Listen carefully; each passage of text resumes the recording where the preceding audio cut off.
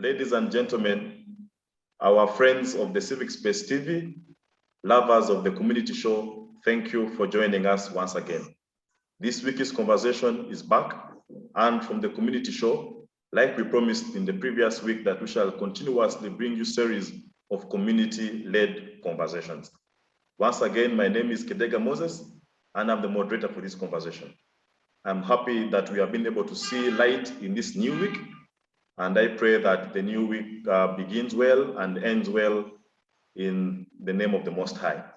Well, ladies and gentlemen, today I'm joined by a panel of very elaborate, eloquent, and competent young people, all the way from the district of Ntugamo.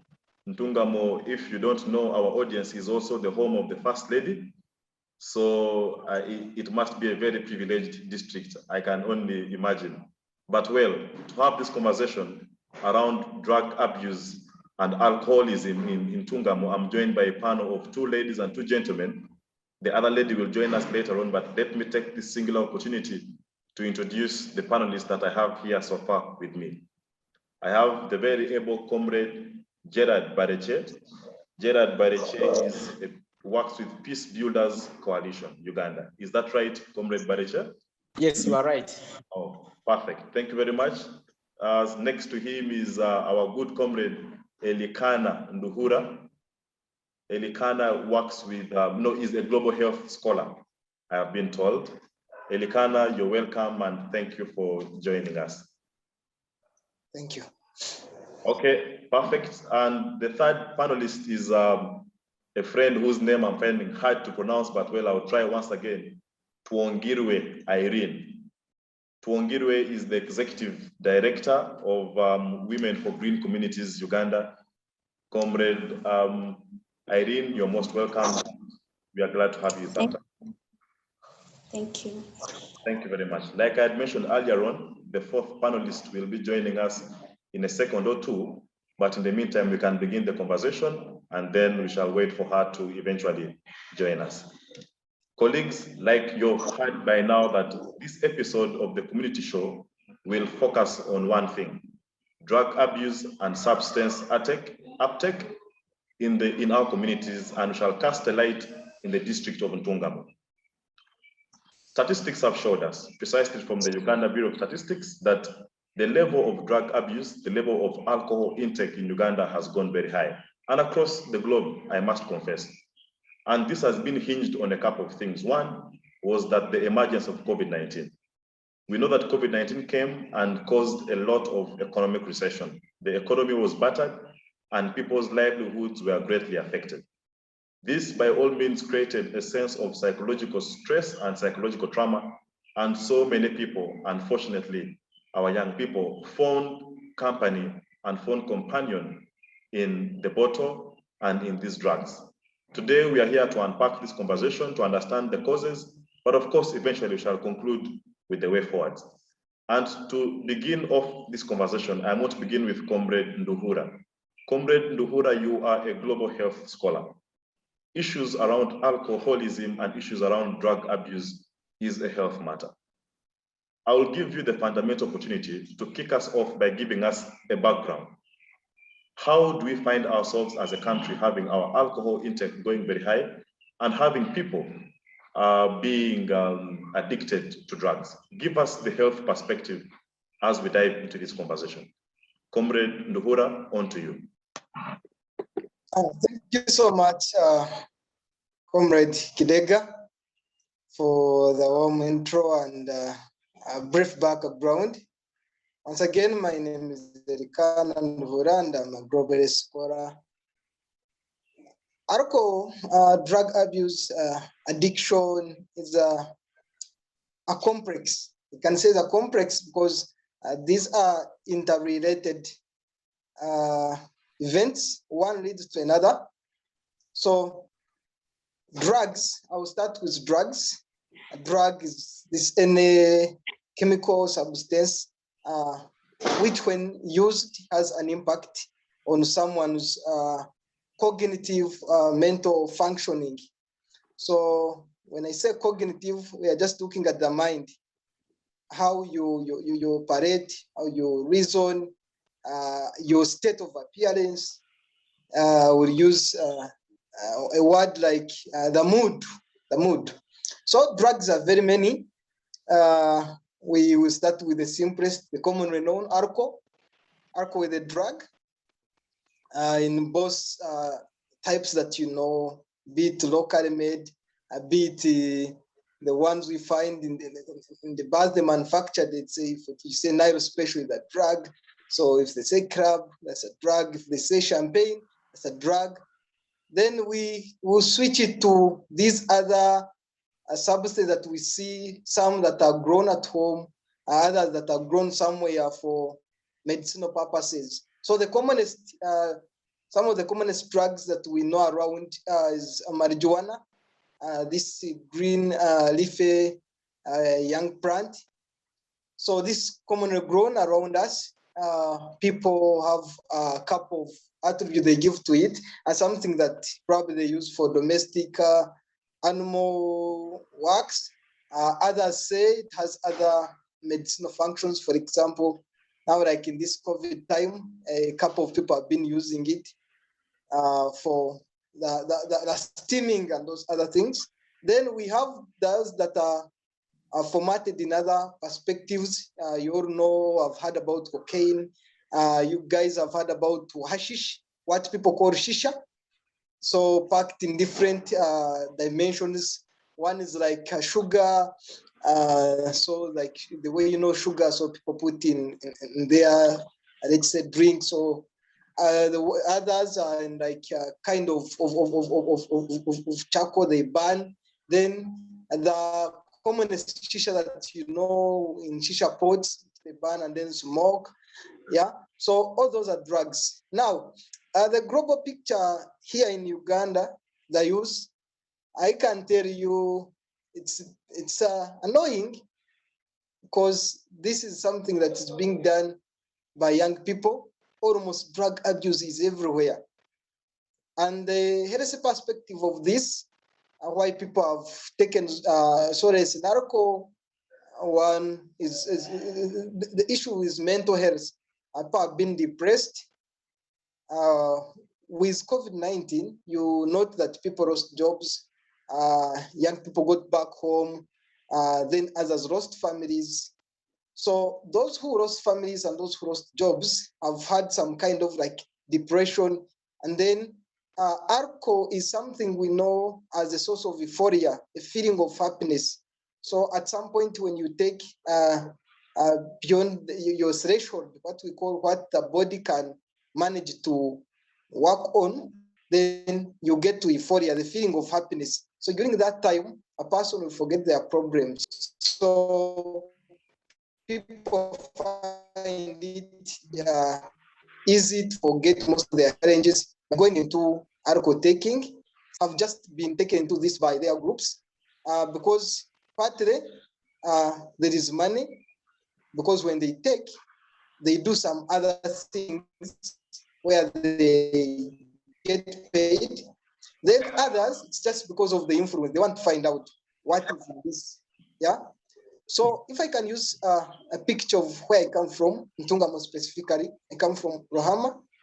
When I was in the village, in the holiday, so I visited a press. So I always pass around my community to greet people, say hi, because sometimes I take time when I'm not there.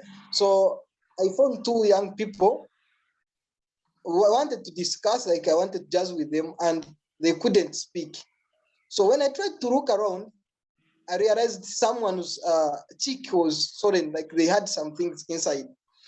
Then when I was seated there, another friend of theirs came and whispered to the other one and asked for something, which I didn't understand very well. Then I saw the other person touching in the pockets, picked something like a herb. I didn't understand, they were just packed, gave the other one. So the other one put in the mouth, left. So after some other like 5 minutes, there's another person who came, spoke to the other person. Then I heard the other one trying to whisper that he does not have enough. So they left. When I remained with the other one, I tried to convince them to find out what was happening. So they told me they have something they call mirage. Don't know if you guys know what mirage is, but it's also a drug. So the guy told me they buy it cheaply. The kapak is 2,000 and they all share as friends. So if you don't have enough money, they contribute. You bring 500, I bring 500, the other one bring 500, so we can raise the 2,000, we buy a pack. So this is how far it has gone to the village level, because I really come from a village, because we have seen drug abuse here in town among street kids, but then it has reached to the grassroots, the village level, the highest level of civilization we can ever know. So it's very disappointing. And now when I bring the picture and the referral, I told you I sit at Mbara University, so specifically at the regional referral hospital, which receives almost patients from young people. School going children, they come when they are taking heroin, when they have been into alcoholism, shisha, and everything. And all they start with friends and then progress and you find they are addicted. So I will end with addiction. Addiction is scientifically your brain. I was using the word threshold. There's a level at which someone will be taking alcohol. So when you reach a certain point that level you exceeded and no effect happens to you, then we say you have reached the addiction. For example, if someone has been taking 2 bottles and then now when they take 2 bottles, they cannot get the state which I talked about, euphoria, happiness, then it means they need more other bottles to reach that stage which they wanted, which was primarily the reason why they were drinking. So in this case, you develop an addiction that you will need this substance and in high amounts for you to be able to achieve the effect which you wanted to have. So those who take, for example, marijuana for energy, so you'll find that without the marijuana, you will not concentrate in class. If you're a student, if you are at work and you are a lifter, you will not lift enough. So you find at every point to perform anything, you will need the drug. So that's what we mean by addiction, ladies and gentlemen. I don't know how much time I have, but I hope I can cut it short at this point. Yes, thank you very much, Comrade Nduhuura. I must confess that you've given us a very elaborate opening statement, and I'll have follow-up questions for you.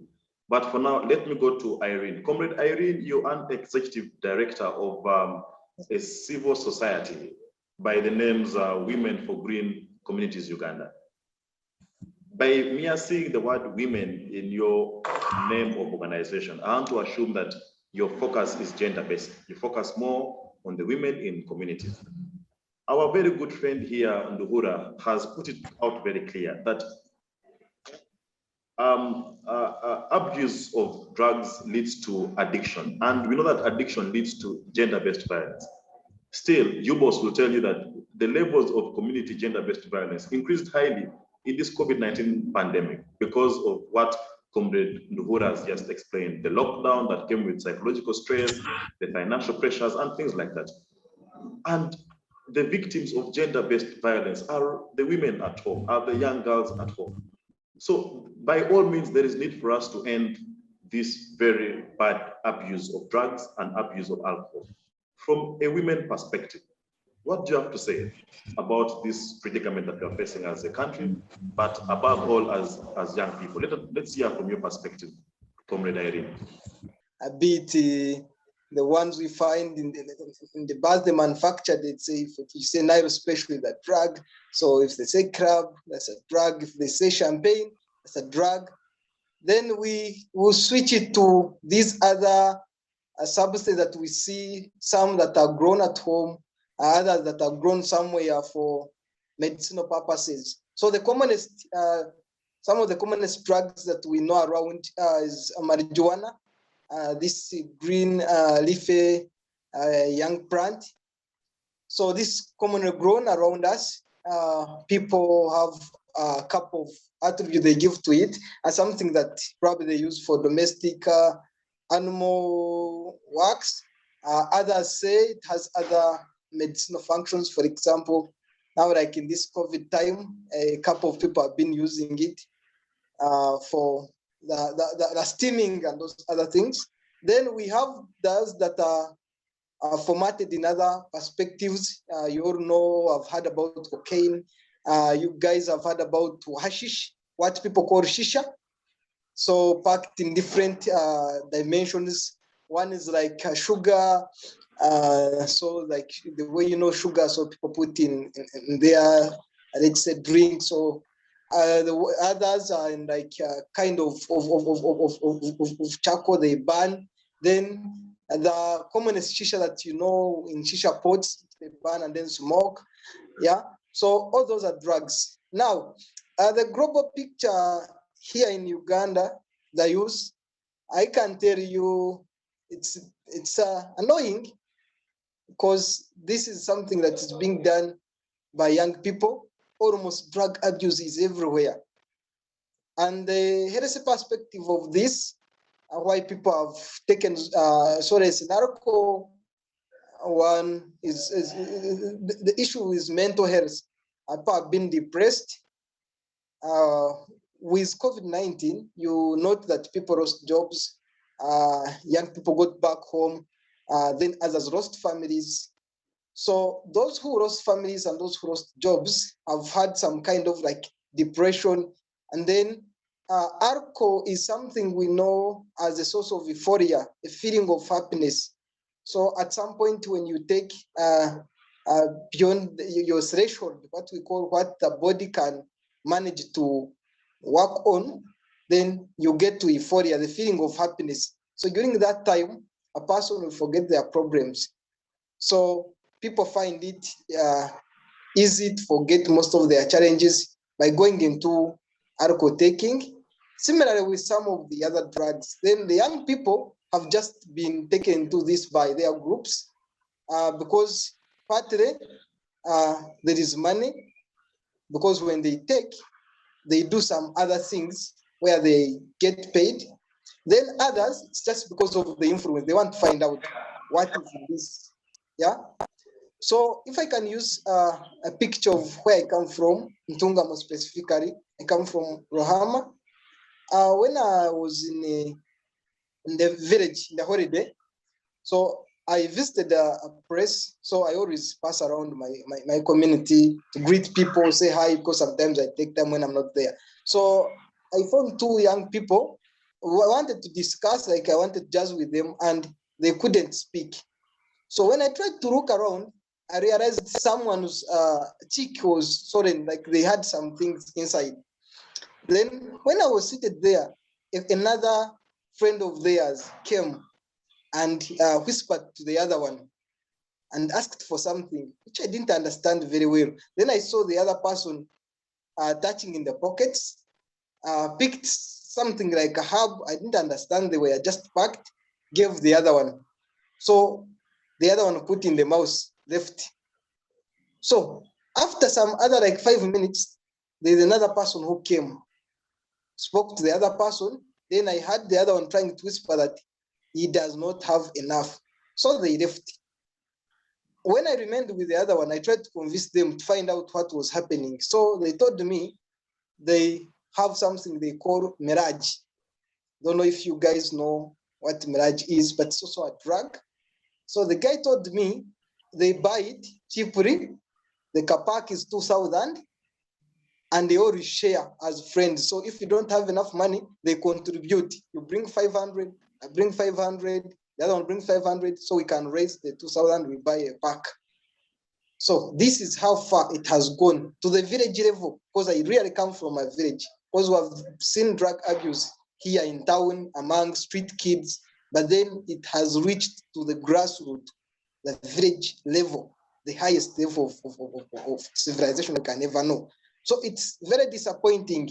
And now when I bring the picture and the referral, I told you I sit at Mbara University, so specifically at the regional referral hospital, which receives almost patients from Mbarara, Ntugamo, and surrounding communities. So we rehabilitate young people. school going children, they come when they are taking heroin, when they have been into alcoholism, shisha, and everything. And all they start with friends and then progress and you find they are addicted. So I will end with addiction. Addiction is scientifically, your brain gets used to something. I was using the word threshold. There's a level at which someone will be taking alcohol. So when you reach a certain point that level you exceeded and no effect happens to you, then we say you have reached the addiction. For example, if someone has been taking 2 bottles and then now when they take 2 bottles, they cannot get the state which I talked about, euphoria, happiness, then it means they need more other bottles to reach that stage which they wanted, which was primarily the reason why they were drinking. So in this case, you develop an addiction that you will need this substance and in high amounts for you to be able to achieve the effect which you wanted to have. So those who take, for example, marijuana for energy, so you'll find that without the marijuana, you will not concentrate in class. If you're a student, if you are at work and you are a lifter, you will not lift enough. So you find at every point to perform anything, you will need the drug. So that's what we mean by addiction, ladies and gentlemen. I don't know how much time I have, but I hope I can cut it short at this point. Looking forward to discussing more and more. Yes, thank you very much, Comrade Nduhuura. I must confess that you've given us a very elaborate opening statement, and I'll have follow-up questions for you. But for now, let me go to Ireen. Comrade Ireen, you're an executive director of a civil society by the names Women for Green Communities Uganda. By mere seeing the word women in your name of organization, I want to assume that your focus is gender-based. You focus more on the women in communities. Our very good friend here, Nduhuura, has put it out very clear that abuse of drugs leads to addiction. And we know that addiction leads to gender-based violence. Still, UBOS will tell you that the levels of community gender-based violence increased highly in this COVID-19 pandemic because of what Comrade Nduhuura has just explained, the lockdown that came with psychological stress, the financial pressures and things like that. And the victims of gender-based violence are the women at home, are the young girls at home. So by all means, there is need for us to end this very bad abuse of drugs and abuse of alcohol. What do you have to say about this predicament that we are facing as a country, but above all as young people? Let's hear from your perspective, Comrade Ireen. Since I've lost you somehow, but you are asking on how best we can end drug abuse, mostly in gender-based sector. It is very true that women are the most majority facing the gender-based violence. But on the other hand, when you do the research, you find also men are facing the same, but whereby the men who are facing the same challenges are not be able to speak out and are dying inside. That's very true. But how best can we end drug abuse or drug addictions in specifically the women? First of all, we need to accept that due to the COVID-19 pandemic that came in for 2 years, women have suffered a lot because maybe the husbands or their husband and family are too much addicted to drug abuse, for example, alcohol. Women have faced challenges like they don't have what to eat, they are not able to take care of their children in the family because they are alone, and the man they get, or maybe let's say the man they get, they spend it on bars, whereby they can use that money to support the family, support the women to get what to eat. We really face that challenge a lot now we can take an example like in Ntugamo, where I come from. How many people are living are vulnerable? There are many women or men families that are vulnerable just because they don't have money, but the money they have, they use that money, especially the men, they use that money for abuses like alcohol, like what Dr. Elicana has said. They go and buy marijuana to boost their immunity, to boost their thinking, whereby that little money they have, they can as well help in support of the family. Get to your question on how best we can end the drug addictions in families. I can really say that we have to do a lot. We are required to do a lot to sensitize people, especially the women, girls, and every community, that drug addictions are majorly dangerous to their families, especially to the children and the youth. There is a lot of sensitization that man they can use to buy alcohol. They are seated in bars 24/7. Really, it is not good for them, and yet they can use that money to build a family and to take their children at school. During this Christmas, we in Ntugamo, we have lost one of our own, of a man who was found drunk and died while going back home. It was really absurd for the community to hear that he died because of drug addictions like alcohol. So it means we need to do a lot of sensitization. We need to empower women. We know when men are really empowered in taking alcohol, it becomes so hard for them or for us to correct them that taking a lot of alcohol is very dangerous to your health or to your family. It can lead to family breakdown. So we need to maybe to try our best and encourage them to stop continuous drinking. They may say that drinking alcohol, it is in them, so there's no way how they can stop it. So we can tell them to limit on that drinking, and maybe we encourage them, we tell them the implications, we tell them the effects of drinking too much as a man and at the same time as a woman.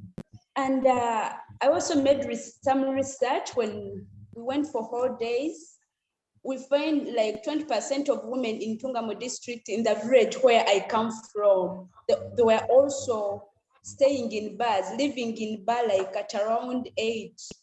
So I just came and realized, I mean, this is a woman who is supposed to take care of the children, who is supposed to prepare lunch for the children, but maybe from morning you're spending the day in the bar drinking.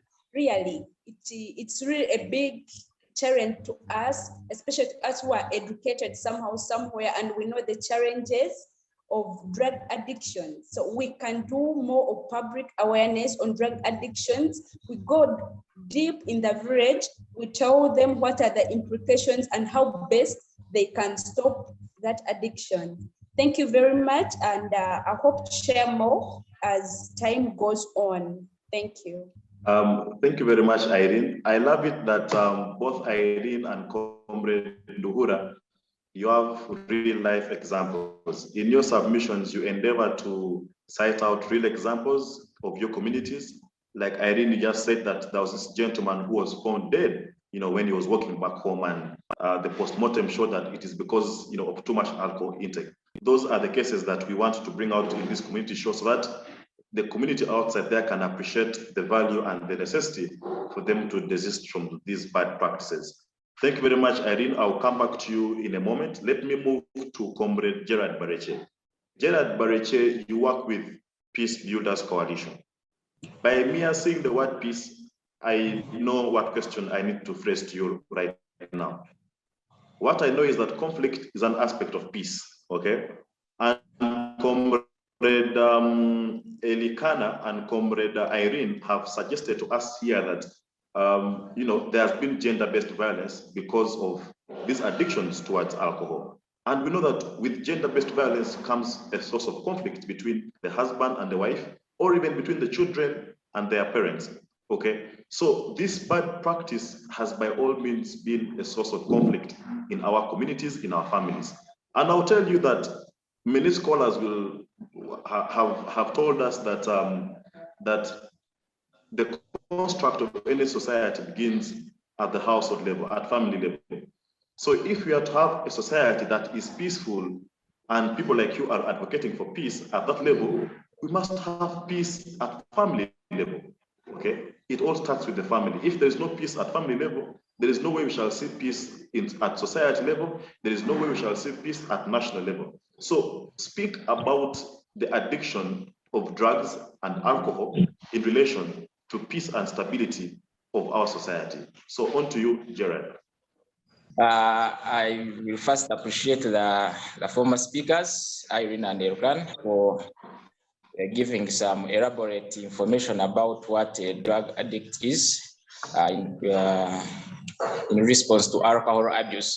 As you have said, I work with Peace Builders Coalition. We deal in peace building, conflict analysis and resolution, and mediation. Specifically, we are based in Ntugamo District. So when I was called to talk about these things, I was like, I'm one of the best people in the right place to talk about this, because we work with closely with the district, especially the family unit department. We work with the probation's office and very many other organizations that are in the district. So specifically, I will first give you some tips since I'm based in Ntugamo District and it's where I was born. I understand the community so better. If you were to find out, the first question would be, why in Ntugamo District? Ntugamo District is common in where it is trending, but there a lot is taking place. When you read in 2018, I think Ntugamo was one of the best districts with which consumed alcohol a lot. I remember in 2018, it's when the RDC by then it was Mr. George Bakunda, when he organized the communities, they had a meeting with district leaders to set the time for drinking. It was too much during by then. You would find people would wake up at 7 a.m. and you find them in the bars on stories. They wouldn't go for work. So I remember by then they set the time from 2 p.m. To 10 p.m. That was the time specifically sent for drinkers. So by then you would go in bars and find everyone drunk. So since then, at least it reduced by 10 p.m. Like a few people would come around, close bars. So I think by then it had reduced. But when you read to the crime report that was released by police in 2018, you find that Ntugamo was one of the districts. It was given fourth position with the highest crime rate after Mbarara and Arua. And when you are to find out what causes that, the report says it's because of alcohol. The men goes home drunk and they begin beating their wives, and everything comes too much in such area. So when we talk about alcohol in Ntugamo District, we are right, and I think the most emphasis should be put on that district to make sure that people are sensitized and know what they do. When I come back to the question of alcohol addict plus, in Ntugamo District, I can truly say you find even 5-year kid in a bar drinking, opening a bottle of beer. You can't even imagine. During Christmas, Irene talked about one of the people who was buried. I can testify that person was from my village. You know, when these people from Kampala come to villages, they usually give, we call it exchange in our language. So they say everyone asks what they want. So that person was among the group. So they began taking. So just because for him, he was like, let me take as more as I can. So around the evening at 10 p.m., that person was taken to the hospital. And I can tell you by midnight, we had the announcement that the person is dead. It's a shame, but finding a 45-year-old man in the family dying just because of alcohol, I think it is not a good example. And again, on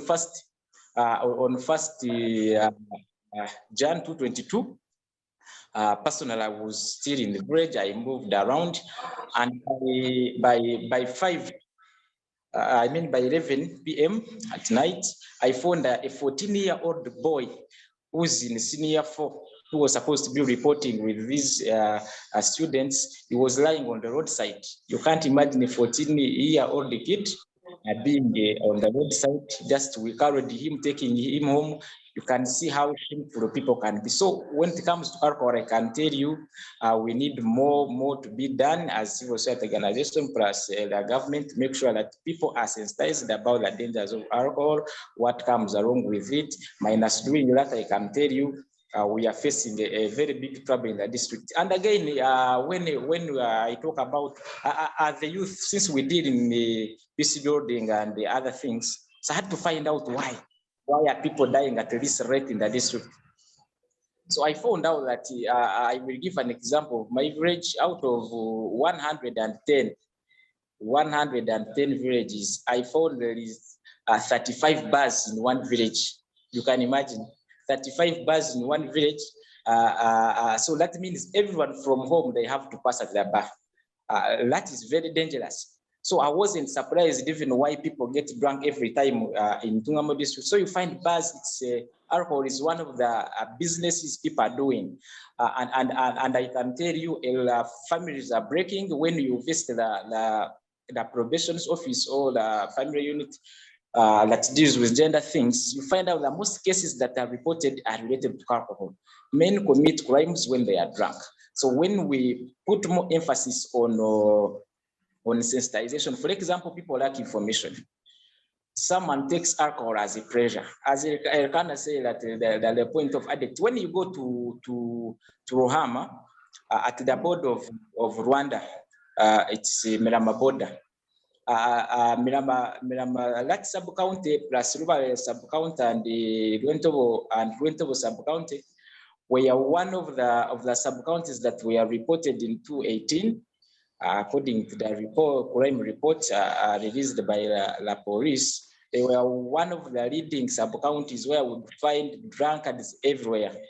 So you can see what we are facing. So as peace builders, what we are doing, first and foremost, we move in schools, we sensitize students, we tell them about the dangers of alcohol, how it can be avoided, the dangers that come with it. And again, I will have to call about all civil society organizations, the government, and many all well-wishers. Please, it's our role as elites, those who are educated, those who knows what to do. Because I can tell you, we have information, but delivering it is also a problem. So let's do this together. If we get a chance, if you go to churches, if you go to anywhere, if you can print out some charts to talk about alcohol, the dangers, plus please let everyone do that so that we can put our district back on map. Otherwise, I thank you so much, Moses and the fellow panelists, and I think I will be in position to share more as we go on. Thank you so much. Thank you very much, Comrade Gerald. Once again, I continue to notice that you guys have you have life examples. I mean, Gerald just told us that that in his district, the RDC made a timetable for drinking. I didn't know that such things were existing. And of course, the 14-year-old boy that you found on the roadside, and yet he was supposed to be in school, that's of course very unfortunate. And that is why these conversations become more and more pertinent for us to have. Because if you have students who are going to school because they would rather drink alcohol, then I think it's a very bad thing.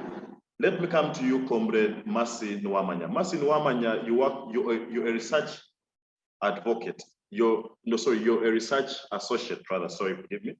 You're a research associate with Afiego. Afiego basically deals with, I think, energy, governance, and policy. Let me ask you this question. What is the relationship between energy and what we are discussing today? Help us point out the relationship between these two, and as well as you can give us your opening remarks and your perspective in this conversation. So Mercy, you're welcome, and mute your microphone and speak to us. Thank you. Thank you, Mr. Moderator. My name is Nuwamanya Mercy, Research Associate at Afiego. First of all, I'm so happy to join this platform to discuss about drug abuse, which is becoming too much in our community and the youth. So I would like to take this opportunity share my views. First of all, you asked me about the difference between energy. Energy, we know it as we can relate it to solar, we can relate it to electricity, but as far as our community is concerned, we also go through communities and educate them on how important is and how important the energy is in our communities. Back to the main issue. Drug abuse is becoming too much in our communities, and this one has become too hazardous in our, especially among the youth. First of all, I would like to talk about why people do take alcohol these days, especially among the youth, especially among the communities. Women women are being abused, children are being denied school just because of drug abuse, especially alcohol drinkers. First of all, some people do tend to take alcohol because of social reasons. Sometimes people tend to take alcohol just because they want to feel in the society, and this has become a normal thing that everyone, whoever takes alcohol, they fit in the society, and this has become so dangerous, especially to our families. Some people do take alcohol because of peer pressure. For example, let's say we have friends, like we are seated in a cycle. I don't take alcohol, and you find other people taking alcohol. I'll be like, oh, let me also try out and see. And that results into addiction, which is very dangerous to my health sometimes, especially when you're addicted to alcohol. Sometimes you find yourself that this alcohol causes too much illness on our health, especially you can get illnesses like lung cancer. You can get diseases like liver diseases, like mental health. So this is so dangerous to our lives. Alcohol, people who take alcohol, it's not good, because some people take alcohol because they have too much freedom, especially among the youth.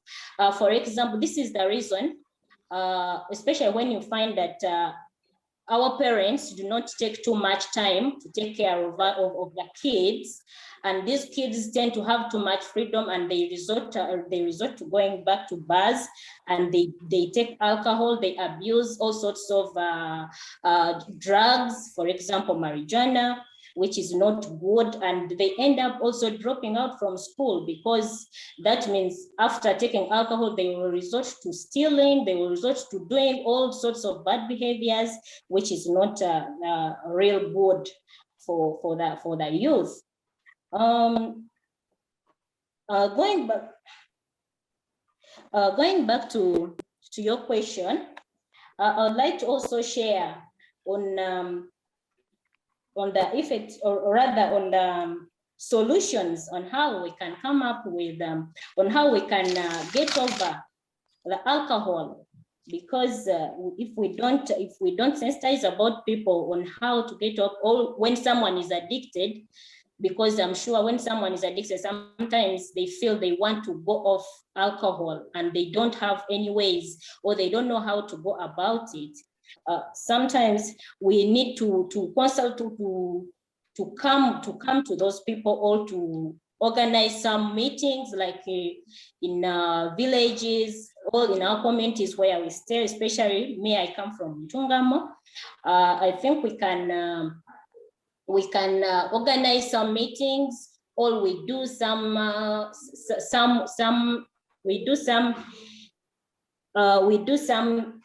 radio talks about alcohol, like we're doing right now, because it is a very good thing. We are also sensitizing. I think to come over this drug abuse, we need to sensitize, or to talk to those people who are already addicted. Especially we counsel them, because when you're counseling someone, it helps them to gain the energy to personalize on how to get sober, on getting over that alcohol thing. Then we also have to encourage people who are already addicts to consult the alcohol rehab hospitals. For example, they allow people who are already addicted and those who cannot get out of it, but all those who are struggling to get out of alcohol, we can encourage them to go to rehabs. And since these rehabs helps people to detox in a safe environment, and it also provide comprehensive therapy on how to stay sober and how to get away from alcohol addiction completely. I take this opportunity to thank you, Mr. Moderator, and my other panelists. I thank you all. I think I will add on as time goes on. Back to you, Mr. Moderator. Thank you.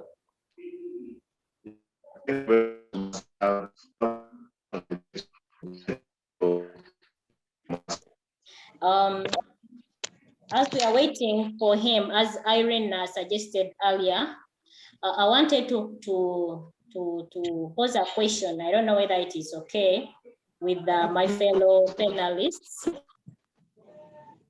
I think it's okay. You can go on with discussing as it comes back. Okay, I wanted to ask Mr. Elicana to help me understand this more, because I wanted to know for how long does it take for someone who is addicted to alcohol or to any other drug abuse. For how long does it take for him or her to sober up?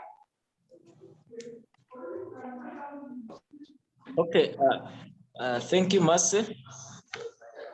I think Doc is in position to come on and give an answer. Elicana, you are still on?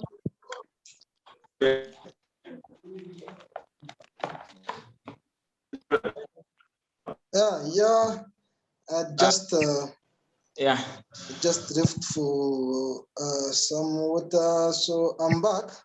And I guess I had the question clearly from Mercy.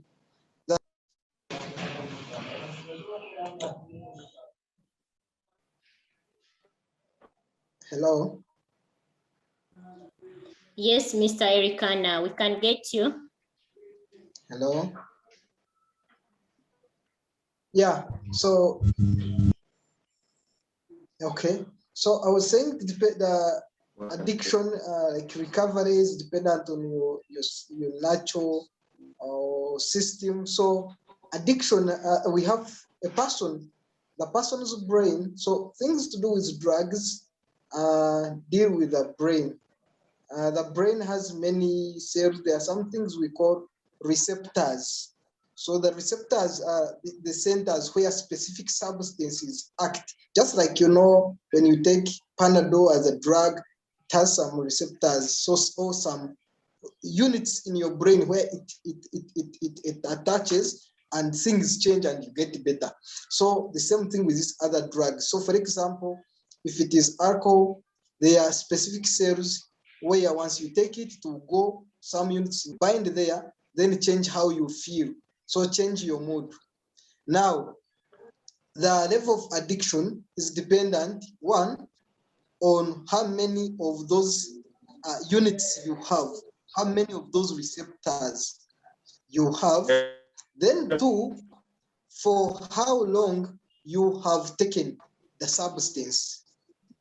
Now, the number or the how many you have is really the nature. Families, for example, families of drunkards, for example, families where it is known that this family, they are drunkards, they drink. Those people have very many receptors because the brain is changed. Then because this is natural, the children you produce also have such effects. Like their receptors are high. Then with taking how much time you've taken, you already said someone will be feeling they wanted, what I described as like euphoria or happiness or satisfaction, gratitude. Then with time, they start taking, they take 3, nothing happens. They add a 4th one, nothing happens. They add a 5th one, nothing happens. Open the 6th, then they start feeding, then they can tell you, at least now. So these are the changes that happen over time as you continue to use, because this addiction thing is something that comes from what we call tolerance. Like the brain now gets used to a specific level of drug or the intoxication. So how you recover is dependent, one, on how much time have you taken taking. Now, how much time you've taken taking means that if a person has been, let's say, on marijuana, if a student has been on marijuana since senior 2 and they are now at a university, it is very hard for you to rehabilitate them gradually to reach at a point where not taking marijuana will be okay with them. You will need time. We call it like tapering. You will rehabilitate them in a tapering perspective. So you will not tell someone that, by the way, leave marijuana. So like today, all of a sudden the person stops taking marijuana. They can even die. They will present at the hospital as an emergency. There are emergencies. You can, like heroin effects. The person will come when they are almost dead to check, just because they have stopped the whole day. They have not tested marijuana. So if the person has been taking 6 bottles, now when you're rehabilitating them, they will go to 4. Then the next day they go to 2. The next day they go to 1. As you are adding there some other drugs, now medical drugs which we have in the hospital that mimic or can work or can give the same effect like this alcohol. For example, drugs like if you have had like diazepam, they have some effects which are similar to the other drugs that you know, alcohol, heroin, marijuana. They can bring that feeling. So we start removing the alcohol, then we give these other tablets so that the person, the brain can now start switching. So that when you stop taking the alcohol, the brain will not ask that where is the other polygovars have been used to. So it takes time. So for a person who has taken alcohol for a long time, you will need almost like a full year or 2 or 3 in a rehabilitation process. But a person who had just started maybe because of peer pressure, I think you add on this. I want to ask if someone is drunk and he has been taken to hospital, what are the chances of him recovering? The next question is in the healthy perspective, is taking alcohol bad? Thank you so much.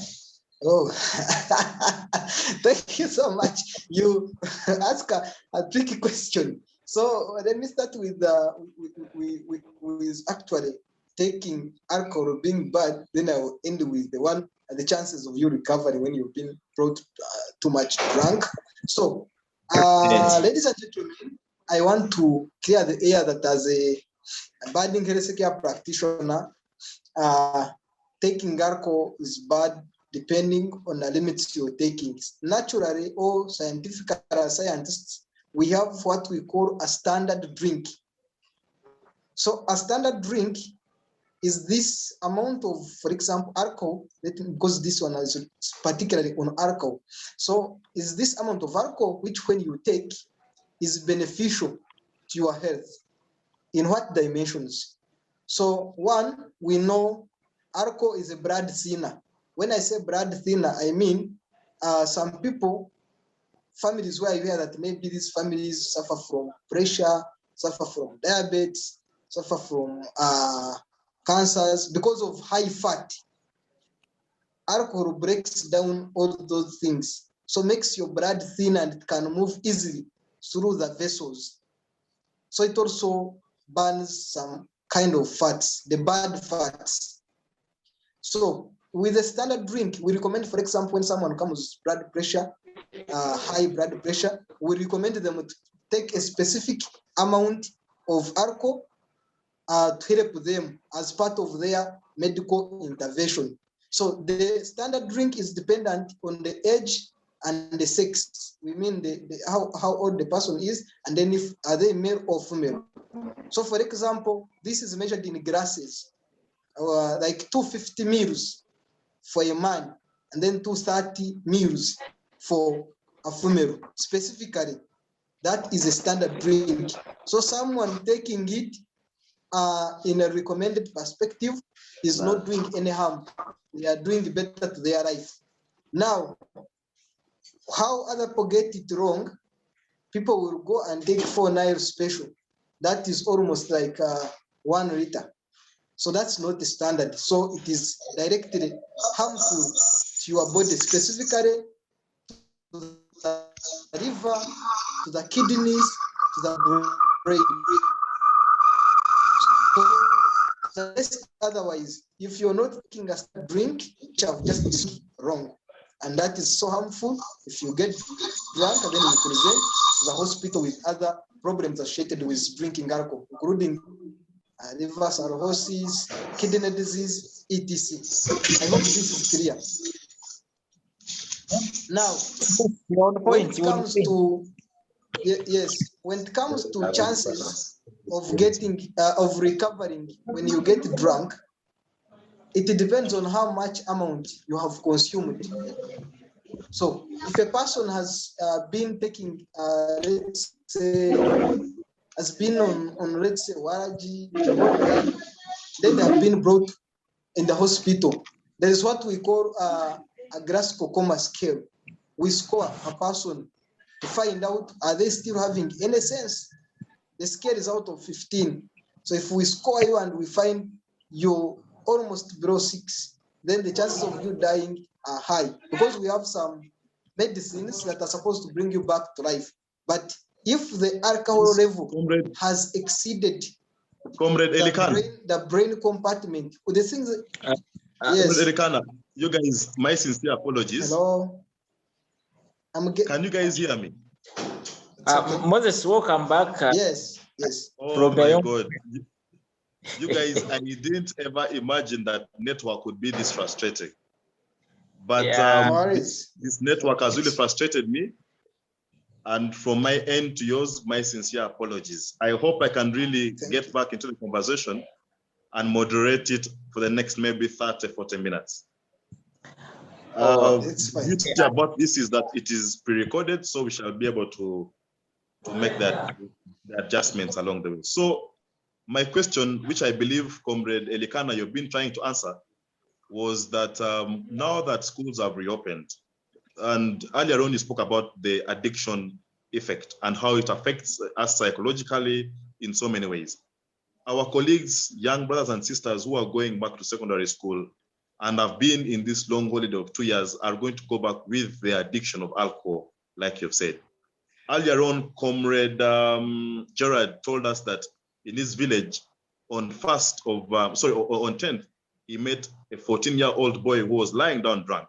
Now, these are the negative effects of addiction, as you are telling us earlier on. So where does this addiction leave the education sector? Where does it leave our school-going brothers and sisters in this current predicament where we are trying to jumpstart the education sector, but at the same time having to balance it or fight against addiction of alcohol and drugs? I'm sorry if I've interrupted, but let's just speak it from there. Thank you very much, Moses. It's an unfortunate part of it that the things I'm going to say at some point they say a positive side, and the other side you realize it's totally a negative side. So addiction and dependency, drug dependency. Ladies and gentlemen, I want you to know that a number of very many students, professors, and professionals rely on substances to perform, to do their work. The depending on which school you've gone to or the people you've interacted with, you learn that there are an accountable number of students who, if it's not for the drugs, they will not write the examinations. They will not attend classes. There are professors who, if it is not when they have not taken anything, they will not have that, they will not give that lecture. If it's a doctor, they will not do that cesarean section. You know, if it's a person working in a plant, they will not work a night shift.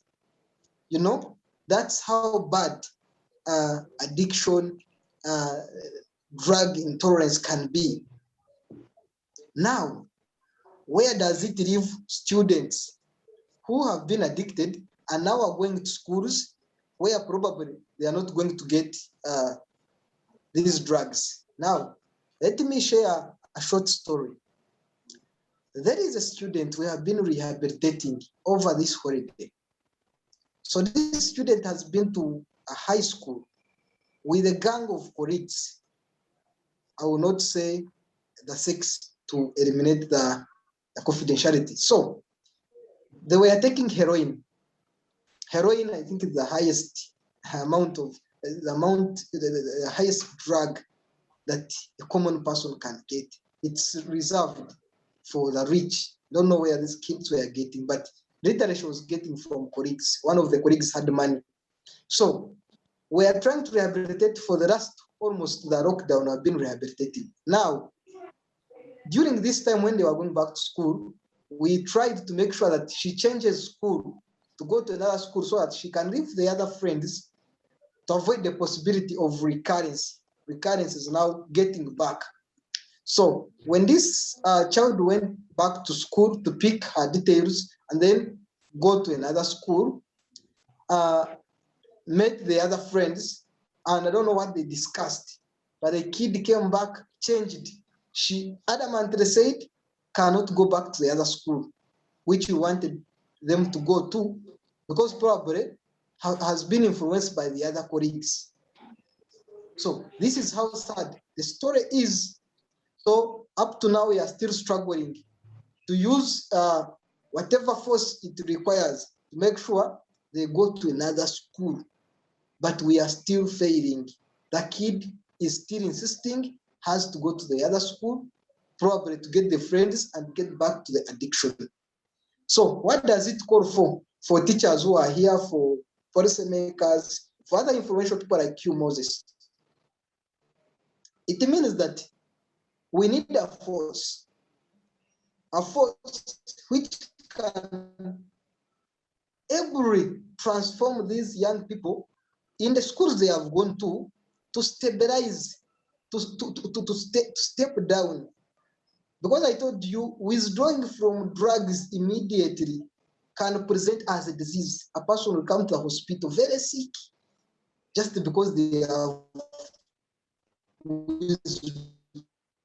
withdrawn from the drugs.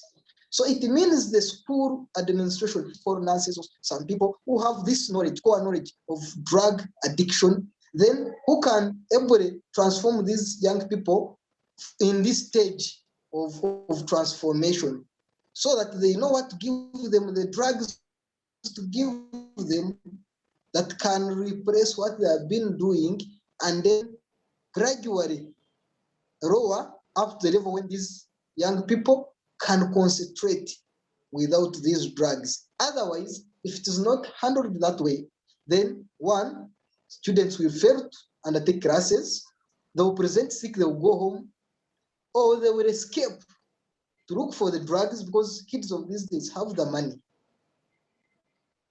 And then lastly, the school code of conduct will be down. Imagine if you have children who are escaping, they are going to bring these drugs, and the bad side that they are also going, now when they start bringing, they're going to give them to other people who have not been used to them, who didn't know about them.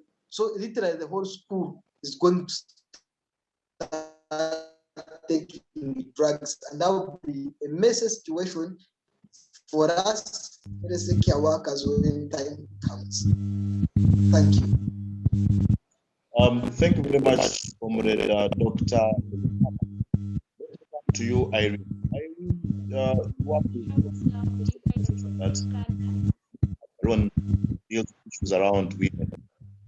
And you've heard what Elicana said. Elicana seems to, many other families, suggest that schools seem to be a better or a safer space for young people, because when this students are home is when the level of drug abuse is going high, the level of alcohol intake going high, and that become that permissiveness and freedom among the population. And so, I don't know if you're a mother, but hopefully one day you'll be. That schools are a safer environment for our students to protect these very bad practices. And you think the parents have their own perspective, because the ideal sense would be that these students or these children or these adolescents at home, where they can be regulated, they can be monitored by their parents. But we all seem to suggest that, okay, we think that they're safer in schools. What is your own view? Do you think the families, at family level, we have failed to contain this bad habit? Thank you, Mr. Moderator, and thank you, Dr. Elicana, for your submission. According to what moderator Mr. Moses has asked or said, I think it's the role of a parent to empower, to sit down and tell your children. But it's very unfortunate that parents who are supposed to tell their children the impacts of drug abuse are the ones who are badly addicted in that. So in my perspective, first ask Elicana about the child she was talking about, who refused to change school because of friends who were really drug addict. Does that child have parents? If yes, I think it's a responsibility of a parent to make sure that you stand your word and you give advice to that child that drug addiction is bad to your education and to your future as well. Coming to the Mr. Moses' question on who is best or responsible for the children for their health, especially in education sector. I think we as parents, we've failed somehow, somewhere to take care of our children during lockdown. It is where you see gender-based violence has increased in these 2 years of lockdown. Reason being, there is a high rate of early pregnancy in children, especially the girls. Most of the girls have failed to report back to school because they are pregnant. And maybe if they given a chance to report while they are pregnant, they will feel shy and they will not be able to go back to that school unless they give birth. But then after giving birth, it will need a lot of work to counsel that child, both physically, mentally, psychologically, because it will be hard for her to even think of going back to school. So the question is, we as parents, we really fail to take care of the children. Reason being, maybe the children are big-headed, and being big-headed, we really, from the start, didn't build the capacities. We didn't treat them as good children. We just let them be so long as they are living. So to our young parents outside there and with young kids, it is our responsibility to build, to shape our children as they grow up, to know that it is not good for you, for young people, to take alcohol while they are still young. Then to the old children, those going to school, I think we need to do more sensitization in schools, whereby parents have to accept, teachers have to accept that parents have done their part as parents, but perhaps we have failed somehow, somewhere. So we need to introduce in the counseling lessons in schools, and we see how best can we prepare our children for the school. and for this term rather, and elsewhere, because children have been redundant in holidays and they have been addicted. They have gotten friends, the peer groups. A lot have gone into drug abuse and drug addictions, which maybe perhaps they were taking drugs in absence of mothers or in absence of parents. They hide somewhere, they come late at night and they immediately come to bed. It is lack of responsibility as a parent. So we need to make sure, we need to overlook our children. We tell them what is good for the bright future, and we encourage them. We need to compensate for the 2 years that we've lost, especially that child, since they are now in hands of the children or the students. They need to do more of counseling to the children to prepare them for the education. Thank you. I don't know whether I've answered your question somehow, somewhere. Yes, Irene. Thank you. Irene, thank you very much. I must say that yes, you've answered the question now quite very well. Let me come to you, Gerald. Bars and clubs and all these social places have been closed for almost 2 years. But still, the statistics have showed that the rate of alcohol intake has instead gone high during this lockdown. This means that people are willing to stop at nothing.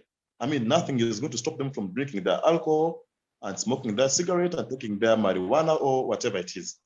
But also there is an economic aspect to all this, that the people who are making this alcohol are looking for profit. So they're looking for customers.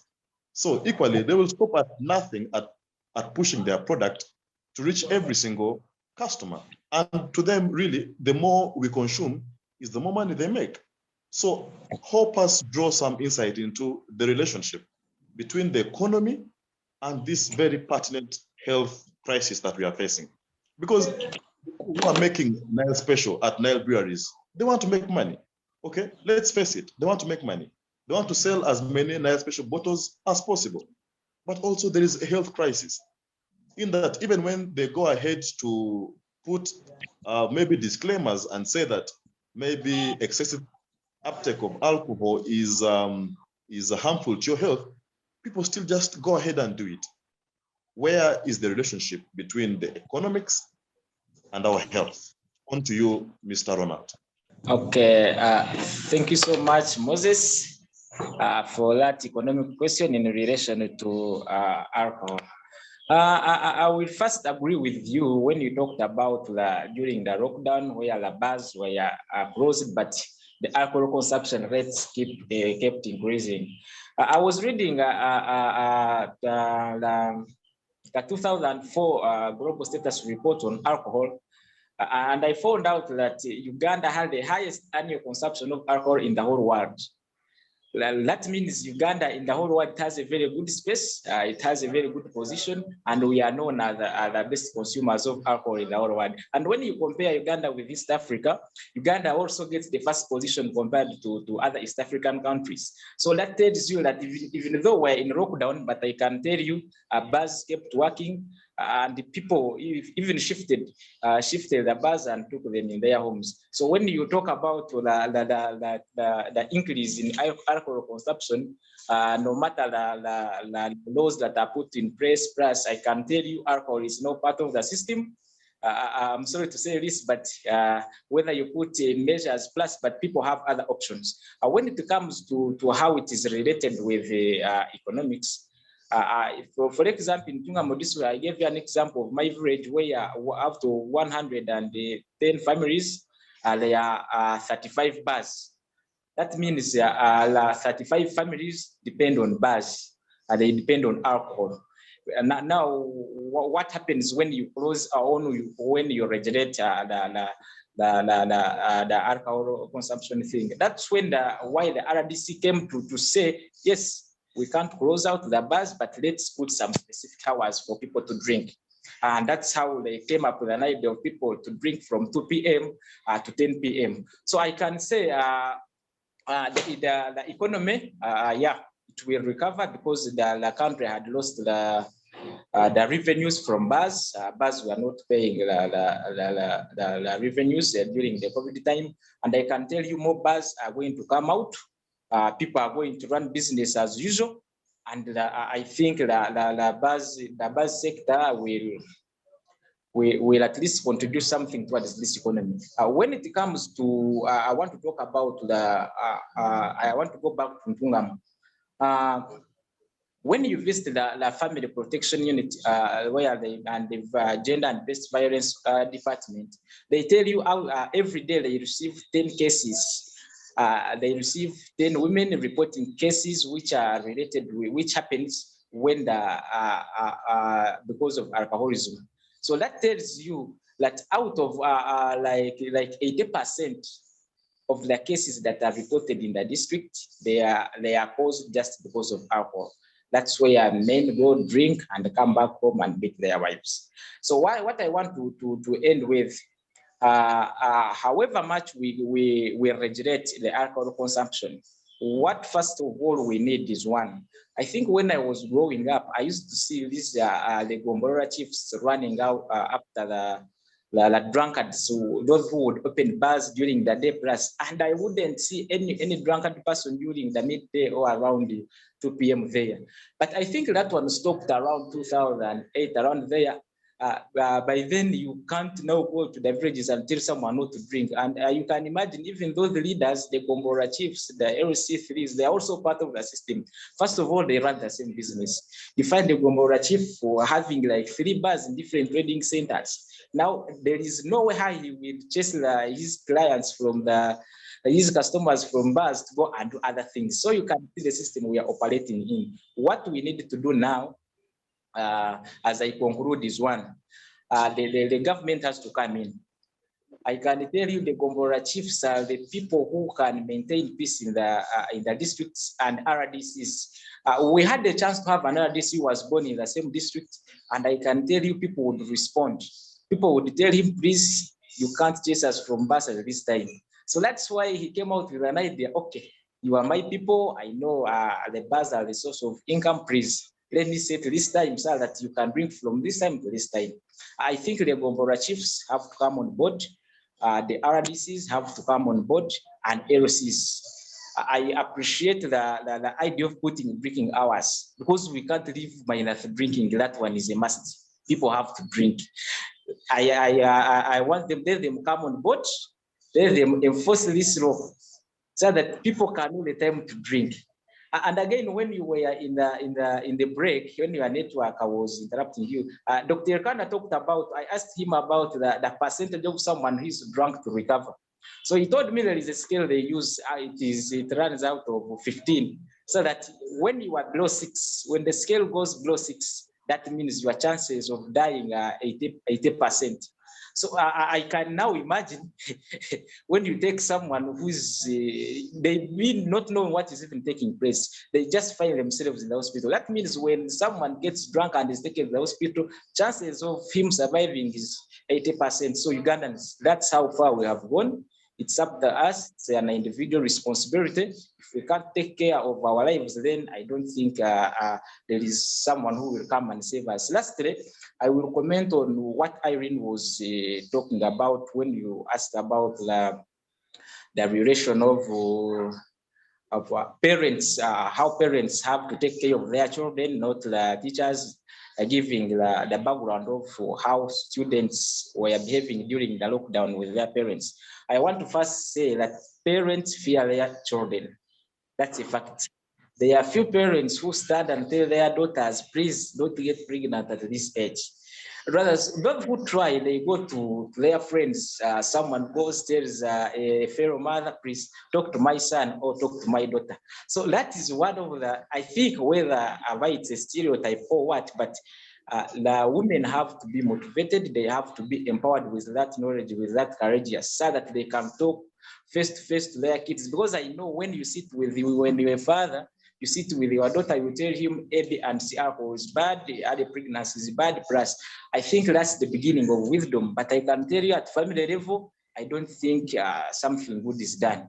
So I encourage the women, please You are the masters, you are the first people, you are the counselors of your children. That's why the minister was complaining when the parents were saying, we are tired of our own kids now. If we are tired of your own children, now you can imagine when you give them to someone else. So let's restore hope in the parents, let them handle their children. And for the alcohol thing, I think it is an responsibility. What we need to do is let everyone do their work. If you reach in the communities, tell them about what the community, what alcohol can do to your lives. And I can tell you most of the families, we mostly deal with, we handle cases of violence, the gender-based violence, and you find out of 10 people who report, all the cases rotate around alcohol. My husband came home drunk and he began beating me. My husband came home drunk and he sold the land. So you find everything is rotating about alcohol.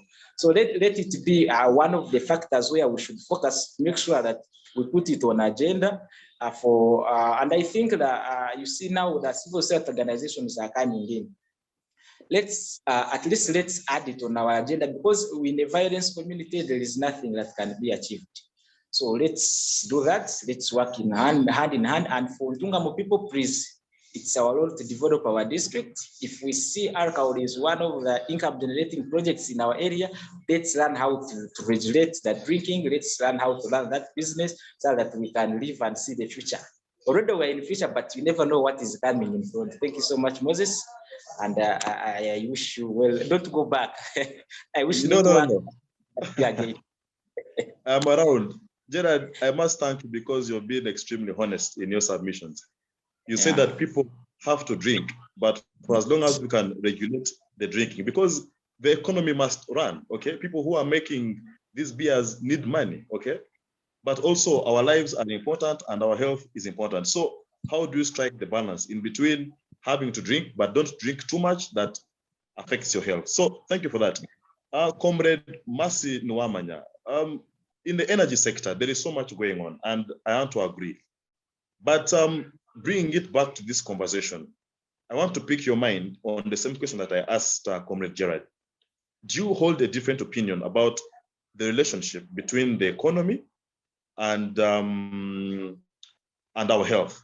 Because like our friend Gerald said, that some of these alcohol drinking spots are being run by leaders in society. So meaning there is need for them to make money as well. Yes, they are leaders, but they also have families to feed. And if they have found a source of livelihood in selling maybe local kwete or maybe local marua, then so be it. So what is your opinion about the relationship between economy and then the need to regulate our alcohol consumption? So on to you, Mercy. Thank you, Mr. Moderator. Thank you for that question. I think it is great. It is great that the economy has to move on because as far as economy is concerned and standards of living is concerned, it is it's very well that we have to keep on moving no matter what happened during COVID-19. People remained drinking. Some bars remained open. However, the economy, these bars remained open, but it caused a lot of challenges to some families.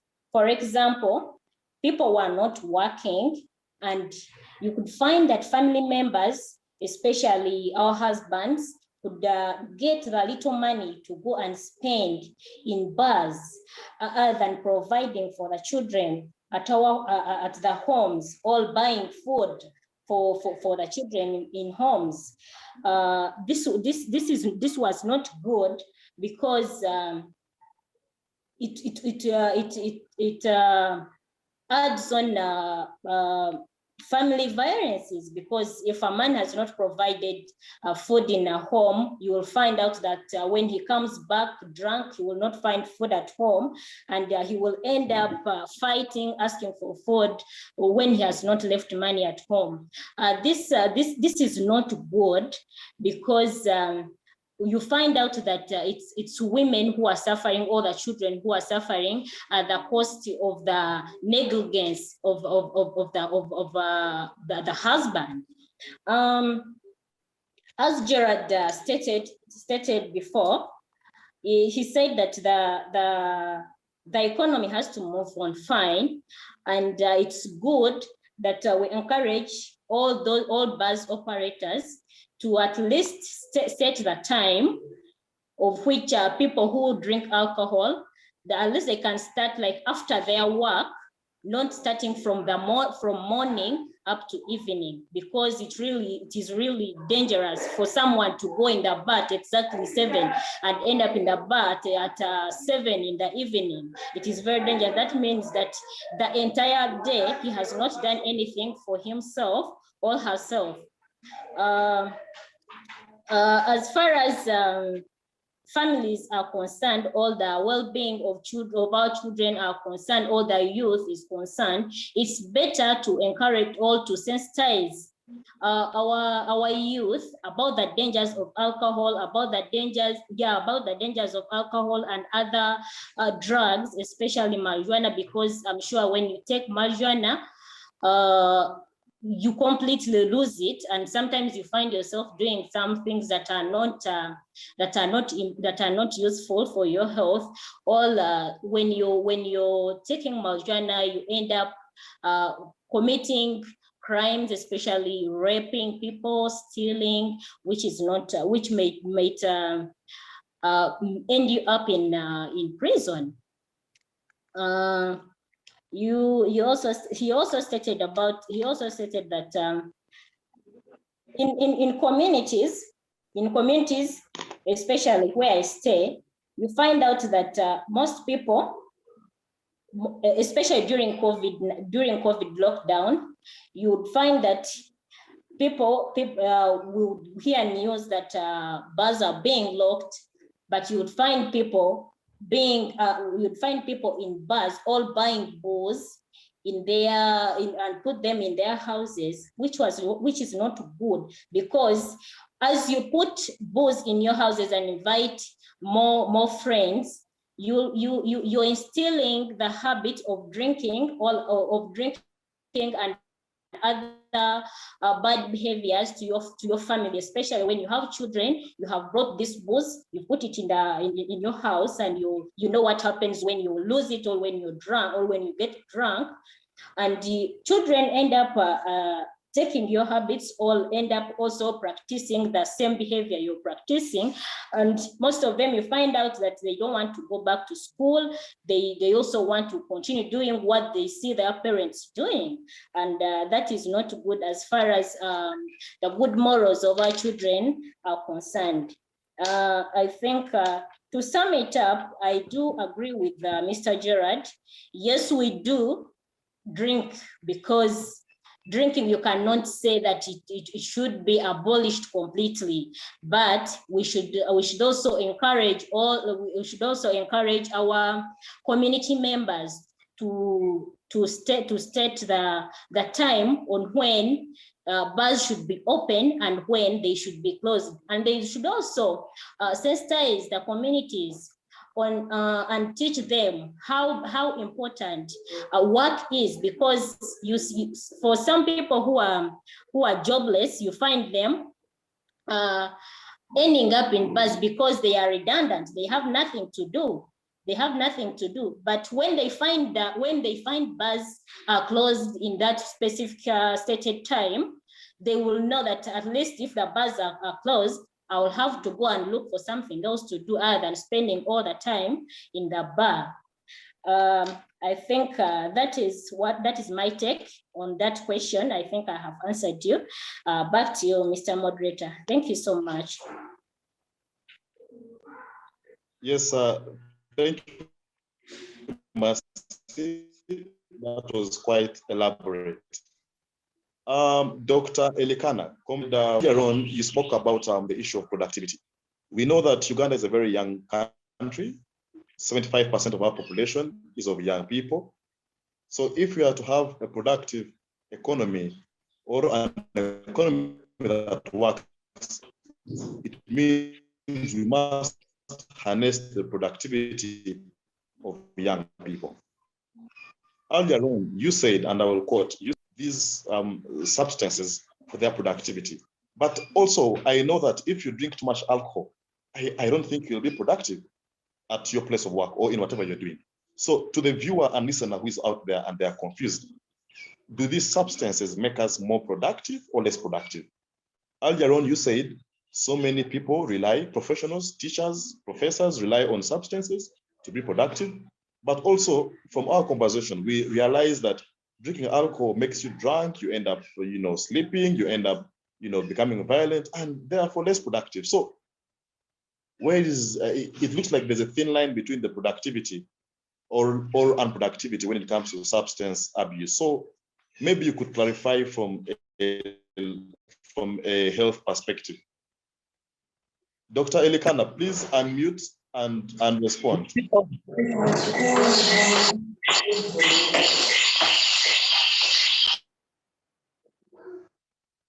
Okay, Dr. Elicana seems to have lost network. So I will now move to the final phase of our conversation. We have had all this. We have analyzed alcoholism. We know the negative effects. We know what it means for you to take alcohol, the level of productivity, and among others. Let's now move to actually what matters the most, the action points, the way forward, the recommendations, the solutions. What do you think needs to be done for us to address this issue? And let me begin with you, Comrade Gerald. Gerald, what do you think should be the way forward, and how do we move forward from this point so as we can address the issue of substance abuse and drug addiction and the high levels of alcohol intake? How do we move forward from your perspective? Thank you, Moses. For this, I want to first emphasize that the driving factor in most of the areas, people are poor. Poverty drives everything. Someone wakes up in the morning without any plan.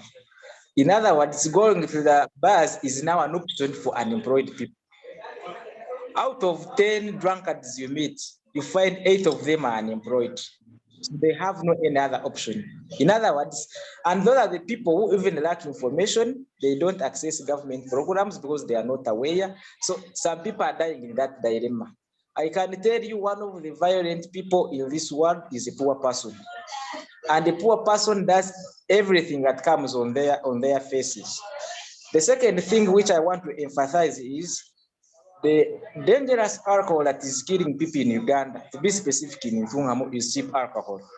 I can tell you, as they say, cheap things are always expensive, but these tote bags of 500 Ugandan shillings, 1,000, it is one of the baddest alcohol that is making all drunkards die.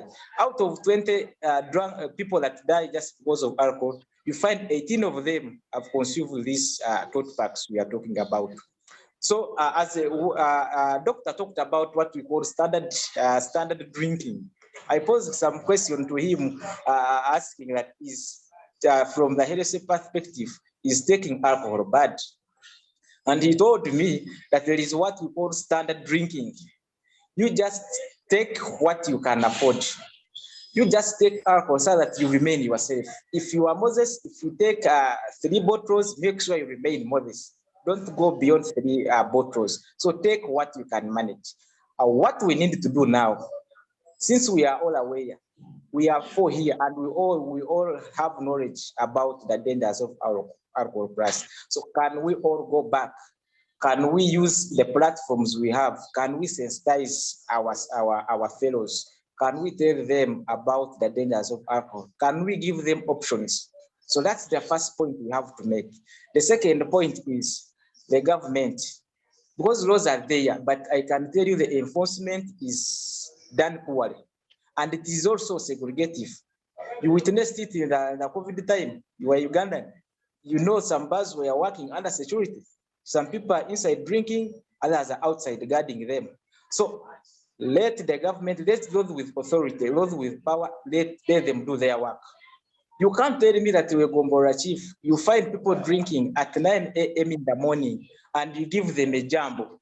You say hi, people, and you go. And for the most interesting thing, those people, when they are passing, they also join them. So they are part of the system. So let's hold this. Let the leaders, let them wake up, because those leaders are the ones in position to drive. If we didn't have any need of electing leaders or putting leaders in those positions, if we knew that Ugandans we can drive ourselves, then we wouldn't be having leaders. So government, please come in. CSOs, I can tell you now, the NGOs are doing some good work. They are doing some good advocacy work. Please, let's keep on. Yes, you get an opportunity if you are in church, if you are, and these days youth are mostly using the social media. If you go to Twitter, people are running social media campaigns everywhere.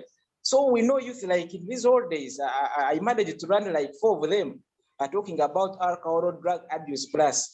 They had smartphones and people would follow and tell what is happening. With those few, I see my phone is shutting down. I remain Gerald Barekye. I work with Peace Builders Coalition. We are based in Ntugamo District. We deal in peace building, conflict analysis, resolution, and mediation. I thank CCG. Thanks for the good work. I've been dealing within many things, and let's keep on. I wish you well. Have a nice evening. Yes, thank you very much, Comrade Gerald. I now come to Comrade Irene. Irene, what is the way forward from here? How do we deal with this crisis? Thank you very much. As we discussed, we've seen that alcohol is the biggest problem in our communities and in our families. As we conclude, I think as women, we need, talking on the women perspective, what we go through and what we really are facing. So I think women need to be empowered and need to be sensitized on what are their responsibilities according to their children. What are they supposed to teach their children? I mean, what are they supposed to do to make sure that their children are in good condition without taking drug abuse or without getting addicted? And another thing, the government, I think they need to introduce in this program, the universal program, the selective program, whereby the universal program, these are the schools. I think the students or the teachers, the student leaders, as students went to school, they need to bring in this program to educate the students on what are the dangers of drug abuse or drug addiction. In this, maybe some other students are taking drugs because of depression, others are taking drugs because, and this, if a fellow leader comes and meets another leader, we talk about the impacts, we see, we can compare lives. We see this person taking drugs and this person not taking drugs. This one can also help face-to-face interactions, can also help in reduction of drug abuse, majorly in students. And another thing, I think the government leaders need to work hand in hand with the probation officers, the civil societies, and the other public and private institutions to make sure that we are really in a good move. Communities or citizens are aware of the impacts, of the negative impacts of drug addictions, and they have put restrictions on what are supposed to be done and what are the punishments that are going to be given to those people found using the drug addiction, like marijuana is use. They need to know all the punishment they are going to get after they find you while taking the drugs. And another thing, I think we all need, it is on a personal level and an individual level at the same time, that we need to come up, we need to speak, we need to really eradicate those who don't know that we are, when we stop this, we can be better, we can transform our country into a better country. Thank you very much. I thank you very much, Moses and the CCG community. I'm very glad I personally for joining this conversation, and we shall communicate more and share more and more. Thank you. All right. Thank you, Comrade Irene. Let's move to Dr. Elicana. Doctor, are you back? If so, then you can give us your parting shots. Sorry, I mean your way forwards and last words on this subject matter. Yes, I think Doctor is still having some issues. Let me move to Comrade Mercy. Mercy Nuwamanya, how do we move on from this point? How do we deal with this crisis? And what are your last words regarding the subject matter? Thank you, Mr. Moses. To me, I think on ways how to go about this issue is how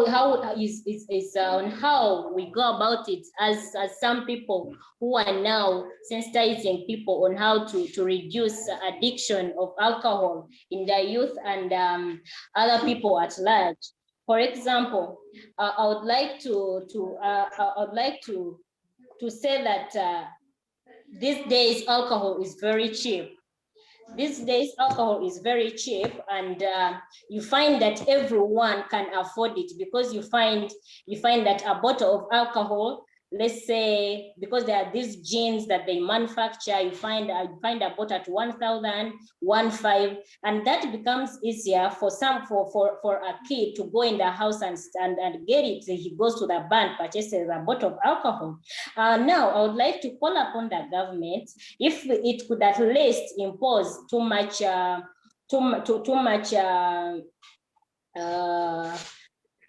taxes on alcohol, so that the companies that manufacture alcohol could also produce it, knowing that taxes are high, and probably they can put it at a high price.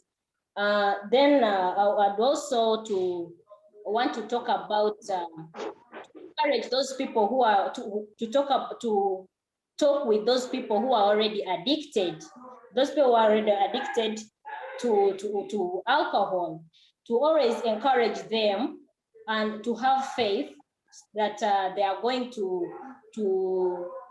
get over addiction, because you find out that some people want to get over alcohol, or they want to do away without it, but they have nowhere to go. They have no one to talk to help them get away with. Yes, Mercy. I think your network has jammed. Okay, Mercy, I think your network has jammed, but I believe that by and large you had put forth your point. Comrade Elicana, if you're back on, then you can give us your final words. If not, then I will move towards the conclusion of this conversation. Comrade Elicana, are you back? Yeah, I'm back. Yes, yes, you can give us your way forward. How do we move forward from this point in time? How do we deal with the crisis moving forward? On to you. Yes, good. So I would want to emphasize that with drug abuse and addiction, it's a responsibility of everyone. And I would like to call upon you people who are in this discussion, our colleagues online, whoever would get a chance to listen to this at any point in time. It's everyone's call. It's a society's call. Given that this substance abuse and addiction, the prevalence is high among young people, and we know that it's a responsibility of a society to raise a child, then I would want to emphasize that let everyone get involved. Right away, from us, the healthcare workers, families, let parents take responsibility, let them understand their children, the people they associate with. When they come, let them search them carefully, sit with them and listen to their opinion. And then teachers in schools, let them pay attention to individual differences. Those kids, doesn't matter whether they are reserved, whether they are violent, pay attention to detail of every child. Listen to them, understand them. know who they hang out with in school, who are their friends. Bring the counselors on board. Search carefree in hostels where learners stay. And importantly, let us learn to listen. Let us not crucify, because when one opens up, maybe that they are taking alcohol, let us not rush to crucify, to abuse, to violently attack. Let's listen attentively, comfort these people so that we can get or give them a platform to share more, and probably to encourage other colleagues who are struggling with such challenges to open up. Because the more comfortable you make a learner to share with you, the more they are likely to tell their other colleagues that this person helped me when I had this problem, and that's how we should solve this. But those who have not reached this stage, please don't dare try drugs. It's a monster, and it's what's going to take this world in the next few decades. We shall have issues with non-communicable diseases, mental health, and then the performance of this country will be very, very low. I ask you to stay patient and respect your life and live healthy. Thank you. Well, to our viewers, you've heard it all. Let me conclude this by saying that one time our president said that drunkards, and I quote, drunkards are a danger to themselves. So to the viewers who have been outside there listening to us, know that the more you take these substances, the more you drink alcohol, is the more you become a danger to yourself. To our panelists, from us to you, we say many thanks. Comrade Nuwamanya, you've been a very good panelist today, and we thank you for joining us. Comrade Elicana, you've been great as well. We thank you for sparing the time and being with us. Comrade Irene, many thanks to you. You've been very convincing on this panel and very knowledgeable. And finally, Comrade Gerald Barekye, who left us earlier on due to, I think, battery challenges. Thank you very much. You've all been an educative and a lovely panel. To the viewers of Civic Space TV and precisely the community show, thank you for being close to us. Thank you for tuning in every Monday afternoon to follow up on our conversations. Like we promised you, every Monday we bring to you issues that affect your community directly. This episode has been about the high levels of intake of alcohol and the abuse of drugs. Next week, be sure that we shall have another community-based issue. Please feel free to subscribe to this channel so you can get weekly updates. But also go ahead to make a comment on our comment section so we can know what we need to change, what we need to do, and what we need not to do. But from us to you, we wish you a lovely week. We wish you a blessed week and all the best of time. Bye-bye. Until next week, same time, same day. Bye-bye.